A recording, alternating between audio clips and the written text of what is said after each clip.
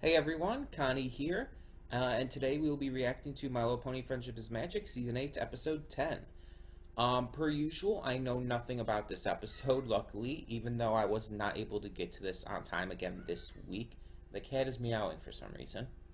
Um, yeah, I do apologize for that once again. I did say that this week was supposed to be going back to normal, but unfortunately it wasn't able to because my friend ended up having her birthday party yesterday, and she invited me, and I went, and it was fun. It was a great time. Um, yeah. But we're back. We're getting to this today. My Hero will be tomorrow on Monday, just because I won't be able to record it at all today. Um, Not with my father around, because again, he watches too, so I want to avoid spoiling him. Um, but yeah, so um, yeah, I don't know anything about this episode. I don't know writer. I don't know what it's about, who it's about, any of that stuff. I will say off the bat, one thing I do know is that my friend who got the episode link for me and all said that apparently this copy and all the copies that he could find have um, have the subtitles on the screen. And that's not like a huge deal or anything. It's not like it's going to ruin the episode for me by any means. It won't. But I do want to let you guys know that ahead of time, because that way you're just prepared for it. I don't want you to be like surprised. It's like you start the reaction. It's like, wait, what's with the subtitles? um, that is something I can't help. I guess it's the only copy you could find. I don't know why. Um, yeah, and that's the funny thing. It's like sometimes I search for the episodes myself. Sometimes I have him do it. Um, I had him do it this time mainly because I just didn't have the time because I had the birthday party yesterday and everything, and yeah, it just worked out that way. It was the smartest move, I think. But yeah, I think that a non-subtitle one would probably be out eventually, but I don't want to wait. I don't like waiting for these kinds of things. I can deal with the subtitles. So yeah, we are going to get this started and find out what this episode's about, though. So when the screen fades to black, pause this redirect and go to the description below. Follow the link to the reaction, and after you watch it, come back here to the redirect and resume play. Um, because everything after it fades to black and then fades back in is my afterthoughts and will contain spoilers to the episode. Also to note, I do not have this on my laptop on a table right now. It's on my lap. um, so if there's like a little like wobbling and shaking, like something like that, every so often it's because I'm just adjusting my legs or something for a little more comfort. I do apologize for that. It's just I don't want to go grab a table, a little side table at the moment. Um, I'm already getting into this, so that being said, thank you so much for tuning in, and I'll see you at the reaction. Okay, and we are back, and we will begin with spoilers in three, two, one, now. Um, so Nick Confalone, I've made no secret that he's one of my more favorite writers on this show at this point. He does a lot of great episodes. Like whenever you see his name on an episode, you can expect it to be at least good. Most of the time, there can be exceptions, but um, so what did I think about this episode? The breakup breakdown. It was good. I wouldn't say it was great. I wouldn't say anything like above good, but it was good. Again, as with all episodes, I have to see it again a couple more times to really get a feel for it. But I actually did enjoy it. One, I love Big Mac and Sugar Belle. I just adore their pairing. Um, Unlike the other canon pairing we've gotten in the last couple seasons, with Maud and Mudbriar, Big Mac and Sugar Belle have this just infallible chemistry. They work together perfectly. You can see like the just beautiful love they share. Um, and it makes it come across as very believable and very just realistic, I guess you could say, because it comes across as a love that you can understand and believe would happen in the real world. They are just that much in love with each other. And sure, I mean, some people might say, "Oh, that's a bit of a fairy tale love. They're a little too much in love with each other. They're a little too infatuated and stuff." And I can see where people would say that. But this episode proves that they do have issues that they have to work out. They're not a perfect couple. And I think that's why this episode was kind of important for that. Because prior to this, they kind of almost did seem like a fairy tale couple, even to some people. I've heard people say that. Even though, in actuality, if you look back on the other episode, Big Mac and Sugar Belle, just them getting together was a bit of a rocky situation with, I don't remember the other guy's name, the Vincent Tong, Justin Bieber pony. But yeah, even with all of that, it was a bumpy ride even for them to get together, is what I'm saying. And now we see that even after they start their relationship, it's not perfect. That they have these communication issues because Big Mac is normally a very quiet pony. He feels that words can cause damage. He feels that words can do just some really negative stuff in terms of relationships and just communication. And he's right. Like, that's completely true. Words can do damage. But I've actually done a poem on this, funny enough. Words alone have no power. On their own, words are like completely neutral. They are not good or bad. There is no such thing as a bad word. It is the meaning behind the word that is given to it when spoken. It is the tone someone uses the word in, or the context that the word is used in. The words themselves have no power. They're just words. But it depends entirely on how the person uses it, which is why I don't think there's anything wrong with swear words, as they're referred to, because they're just words.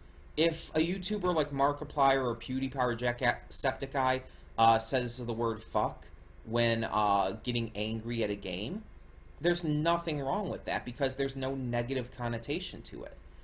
But if they're like legitimately and very seriously like telling someone fuck you or to fuck off, or that they're a fucking asshole or a fucking loser, something like that, that is where it's wrong, because in that case the words are used in a negative manner in order to hurt someone else. Words alone have no power. It's the context given to them. So Big Mac's kind of right here that words can do damage, but it's not the words themselves. It's how they're used and the context behind the use. So he misunderstood the context of Sugar Belle's words in this episode. He misunderstood what she was saying, and he read the context wrong, which is why they hurt him. If he had taken the time to talk to her, he would have realized that he was completely misunderstanding everything that she had been talking about. This episode had some decent comedy, but I don't think the comedy was really the focus of it. Surprisingly enough, it seemed to be very comical in terms of its writing, but I do not see comedy as the main focus of the episode, surprisingly enough. The comedy was good, though. The comedy with Discord was probably my least favorite. Like, I get the entire thing about him, trying to, do nothing but get the others to play ogres and oubliettes. Like, I understand that because he enjoys the game and he's been wanting to play with them. Sure, I get that. But as a recurring gag throughout the episode, it's meh. it's not bad, but it's not great. It's just kind of okay, I guess you could say. Um, the running gag was Sweetie Belle misunderstanding the pie, though. That was a good running gag because I don't know. I just always found the misunderstanding thing a good running gag. Like, or just not even just misunderstanding, but like something happening that wasn't supposed to happen, and the person it happens to. Okay, it's really hard to explain. Because here's the thing: the package was meant for Sugar Belle, but Derpy I guess smudged it when she handled it, and so it was accidentally sent to Sweetie Belle. Um, and so Sweetie misunderstand thinks the package is for her. It's not really a misunderstanding actually, because um, the package was smudged. At that point, they couldn't read what the first thing was supposed to be, so it wasn't really a misunderstanding. It was just that it just I don't know how to describe what it would be. Either way, the way I've seen this done in other things, where someone receives something that wasn't meant for them, they think it was for them. I've seen it done with love letters. It seems to be done with this kind of context a lot, with the context of love. But I've seen it done with other things like threats and whatnot, and they assume the worst, and it gets them all nervous and anxious about things. And of course, I've seen it in so many media that you would think I'd become numb by it, but in actuality, it's like I actually learned to really enjoy it. I find it to be one of those tropes that are just entertaining to see, and to see how the characters react to it specifically. Sweetie Belle in this, like, Sweetie's my favorite of the CMC. That's something I don't, like, even try to hide or anything. Sweetie's my favorite of the CMC. I think she's adorable. I think she's funny. She's just a really cleverly written character. And so to see her struggling with this idea of like, oh, somebody must love me. I have to find out who it is. And it's like, that's cute. That's a cute idea. And the CMC, like, in terms of their love life, that hasn't really been gone into, I don't think. I might be forgetting something, but because in the last Hearts and Hooves Day, it didn't go into that at all. It was them trying to set up Big Mac and Cheerly. Funny enough, but now both Hearts and Hooves Day episodes have been focused on the CMC and Big Mac. Although this one had a lot more to it, because Discord was there, Spike was there, Sugar Belle now instead of Cheerly. Plus, Big Mac and Sugar Belle are already together in this instead of them trying to get together. So there are differences, but yeah, it's never really gone into, I think, the idea of any of the CMC, like, being with someone. So the fact that they are thinking about that now, I think, is a good thing to show, like, how they are growing up. Unlike a previous episode in this season, Surf and or Turf, which kind of went back on all of their progression and treated them like they were children who needed help solving a problem that they were supposed to solve. I'm not getting over that. That was the CMC's map mission, and Twilight solved the problem for them. They didn't even solve the problem. And Twilight shouldn't have been there in the first place, because it was the CMC's map mission, and she said in the past that she has no right to go on to map missions for others, but for the CMC, just because it's to Mount Eris, she'll do it. But she wouldn't go to Griffinstone because, oh, the map didn't call her. Hypocrisy.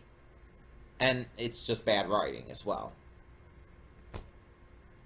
I'm not getting into all that, but unlike in that episode, this episode continues to show the CMC as having grown up. They're not kids anymore. They're starting to think about love. They're starting to think about how just some pony else might think about them in a romantic sense, and I like that. And I think it's just a cute idea. No matter who you ship these characters with, I think it's just a really cute, fun idea. And like I mentioned during the reaction, I love that they included Button Mash in there as one of the ponies, one of the colts that the CMC were interviewing to try and find Sweetie Belle's secret admirer. Because you know they did that on purpose. You know Nick Confalone, or even if it wasn't Nick himself who wrote that in, the animators, the artists and animators, you know they did that on purpose. Because the fandom, like, ever since Button Mash's original appearance in the first Hearts and Hooves Day episode, actually, during the song, I think it was Sweetie Belle who was like singing at that point when he appeared on screen. So people kind of started shipping them. They started giving this character and personality to Button. There was the fan works that were made, and they had become a really legitimate ship within the fandom. And so now to see that the show is acknowledging that, it's showing once again that the creators and writers and animators and just the people who work on this show do pay attention to the fandom. That they do pay attention to what we put out there. And that a lot of this stuff will connect. I mean, heck, the Derpy being a male pony thing, that started in the fandom, I believe. So all of this is, it shows that they care about us enough to integrate these kind of things into the show. And I think that's fantastic. I've always thought that was fantastic. I mean, it doesn't have to be as, like, obvious as with the 100th episode, A Slice of Life. I mean, nothing has to be as super, like, obvious as that with the fandom pandering. You can have fandom pandering with little things. These little subtle things. Heck, we saw Lyra and Bon Bon in this episode giving each other gifts on Hearts and Hooves Day. That's pretty much telling us, yes, they're a couple, but we're not going to make it super in your face about it. We're going to kind of keep it subtle. And I like that. Keep it subtle. I mean, we can tell. We don't need all this in your face information to be able to, like, we don't need the writers to, like, have Lyra and Bon Bon make out on screen. We don't have to hear Lyra like propose to Bon Bon or something, or Bon Bon tell Lyra, "I love you."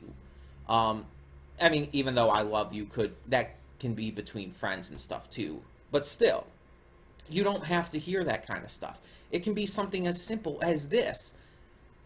Them exchanging presents, normally, okay, friends will do that too, but because it's specifically Hearts and Hooves Day, it gives us that context, and just very subtly. And I love that. I love that. So, yeah, there's a lot to love with this episode. Mostly with the background and contextual stuff. Is that right? I don't think that's right. The background context and stuff, let's put it that way.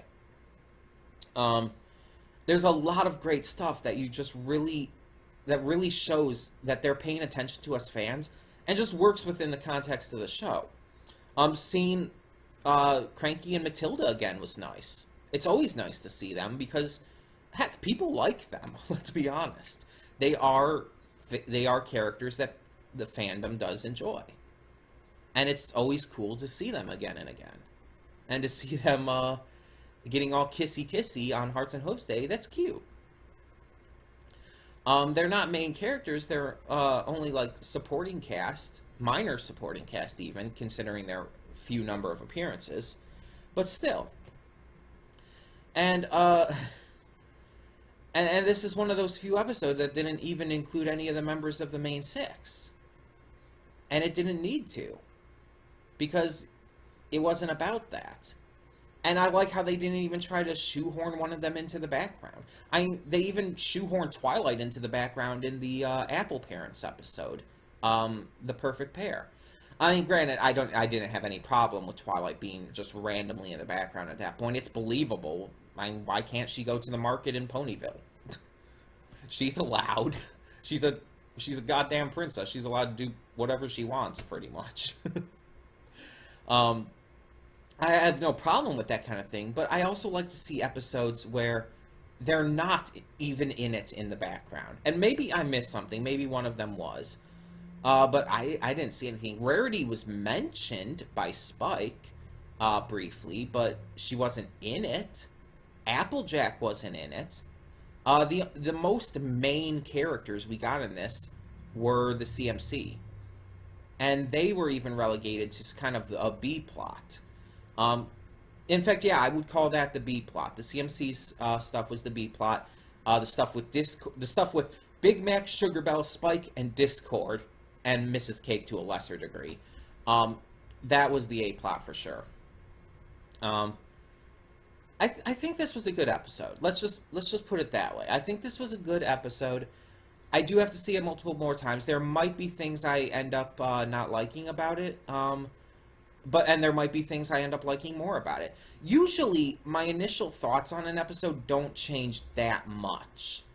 Usually, it's like I might be not as like loving with an episode later on, but I still enjoy it, or I might even be more enjoying it later on. If I enjoy it at first, I'm usually going to like the episode still, just maybe to a lesser degree. If I dislike an episode on first viewing, I'll probably still dislike it after multiple viewings. It's just to maybe, again, a lesser or greater degree. Now, of course, there are exceptions. Like, Do Princesses Dream of Magic Sheep, which I believe was season 5? I actually really enjoyed that episode on first viewing, but on multiple viewings afterwards, I started to notice things that actually started rubbing me the wrong way, and I actually ended up hating the episode because of it. But that is an exception. That's not the rule. Most of the time with episodes, if I like it at first, I'll still end up liking it. If I hate it at first, I'll still end up hating it. If I'm just kind of neutral, then I'll mostly probably stay in the middle. I might end up liking it a little more or a little less, but yeah, you get the point. But tell me in the comments below what you thought of the breakup breakdown.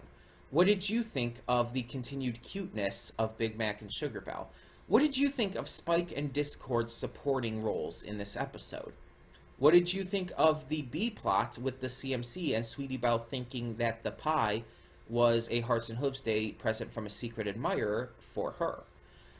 Just tell me your thoughts on all of this and more in the comments below. And thank you so much for tuning in today. For now, I'm Connie Royal, and I'm signing off. See y'all next time. And don't just live for tomorrow, or just live in yesterday. Just be glad for all you have that's in today. And though you've come through many obstacles, shed tears